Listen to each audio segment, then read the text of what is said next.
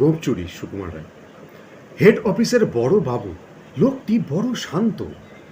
তার যে এমন মাথার ব্যামো কেউ কখনো জানতো? দিব্যি ছিলেন খোশ মেজাজে, চেয়ারখানি চেপে একলা বসে ঝিমঝিমিয়ে হঠাৎ গেলেন ক্ষেপে। আটকে উঠে হাত পা ছুড়ে চোখটি করে গোল।